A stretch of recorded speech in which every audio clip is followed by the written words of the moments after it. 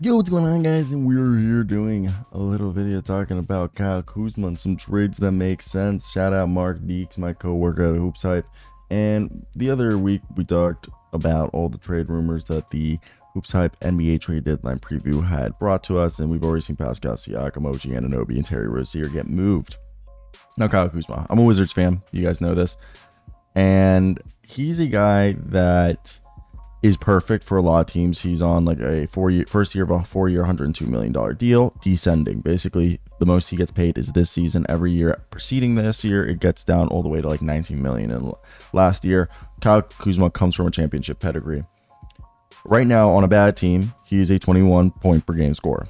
On a championship team, he's a third option. He has shown he can be a 13 to 17 points per game scorer on a good team. So depending on what you need, right now, like I said, he's averaging 21.8 points, 4.5 assists versus a career average of 24.3%. Usage rate, he's averaging a career high 30.6% usage rate this year, along with 6.5 rebounds. And he's retained his overall sufficient, high efficient shooting volume with his higher volume of shooting combined with, 3-level scoring, dribble, drive, possessions, cut and dive instincts. His transition play has been awesome. He's got some post touch, and he's got a really good knack for putting the ball on the deck. He's getting better. He's looking better. He's basically a borderline all-star, but we're 737. Does he have to be traded now? No. Okay, it's not like the Wizards when they had to trade Bradley Beal. Now, for all this, Washington has little in the way of young players, draft capital, or salary cap. So for someone that is trying to restock their empty cupboard, it's best for them to go out and get assets. And Kuzma stands as probably one of the most sellable pieces on this roster, as he's an offensive, firepower. He brings offensive firepower. He's adequately good defensively. He's got the plug and play where basically he can fit on every team. He's able to play on and off ball. He can run a second unit if needed. And he's got really good demeanor and personality. And especially that his new contract declines to near the mid-level exception size by its end.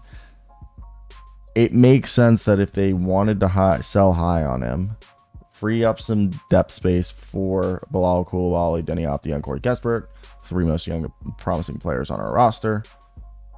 It's something that they should do, because John Wall and Bradley Beal, we waited too long and didn't sell high, and we sold them slow. So where could he go? Obviously, Cleveland, Dallas, Golden State, and Sacramento are all the ones.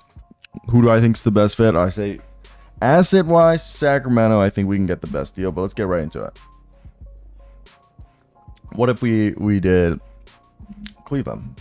Now, Evan Mobley, Jared Allen pairing would be nice. Would be made a compliment and essentially upgrade,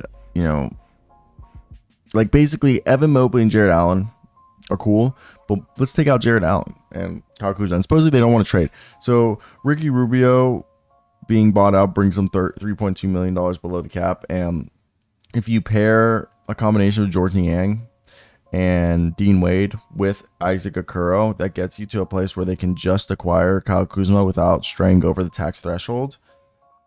But the problem is finding the draft capital that they want.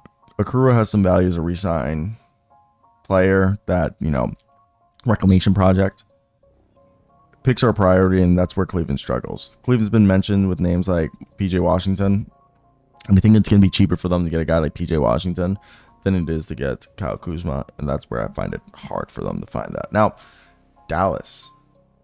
Derrick Jones, Maxi Kleber, and Dwight Powell could get a deal. I think the easier way is Richaun Holmes, Maxi Kleber, or Richaun Holmes packaged with two of Omax, Josh Green, or Jane Hardy. I think that's something where the whole thing is the Wizards want 2 to 3 first-round picks for Kyle Kuzma, and I think the Mavs need center help, front court defense, and rebounding, and I think Kyle Kuzma obviously would help them, but I don't think that he puts them over the edge, and I think they'd have to give up too much to get him. Now, Golden State, I mean, they've done business, and basically you would be Kuzma's outperforming Wiggins is on cheaper contracts, and if I could only see this deal going down if it's like Wiggins with Moody and a pick.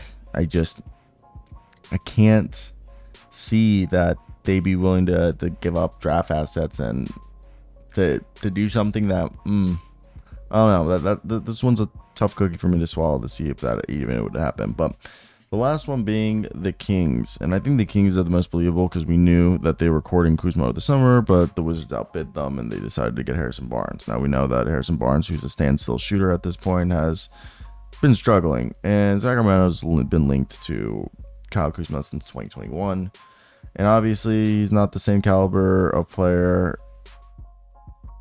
that Sabonis and Fox are on, which those guys are all NBA All-Stars.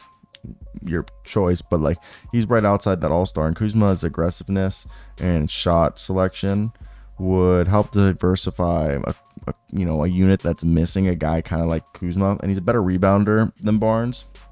And you're thinking, could Barnes and draft capital, if Barnes and draft capital isn't a good enough deal, could Kevin Huerter packaged with Malik Monk or Davion Mitchell or whatever else be a better deal?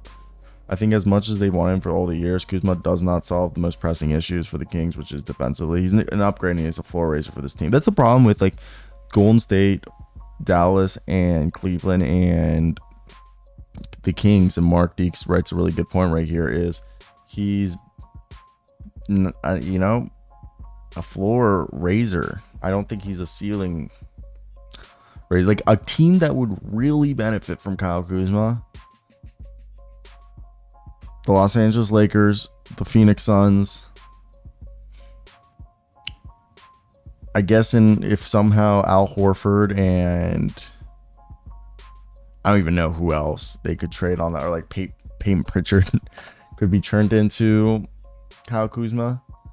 I think teams that are basically an Aaron Gordon. He's Aaron Gordon. Okay, you know like how the Orlando Magic traded Aaron Gordon for like Gary Harris, and I think it was a pick or something like that. That's a team like the Denver Nuggets that like are in a position like that where they're like a year away, where they feel like Aaron Gordon, that Kyle Kuzma can be their Aaron Gordon.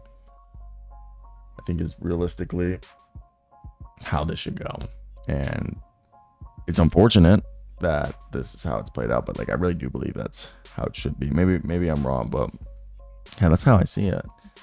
And I love Kyle Kuzma. I do, and I'm very happy that he's stuck around as long as he's had. I think he's stuck around a lot longer than many other people, including myself, thought he would. And I mean, I've always said that he's made it clear that he likes it here and he enjoys it. But I also do believe that, I mean, he's got paid now and I wouldn't mind playing with championship aspirations. But who knows? Let me hear your thoughts.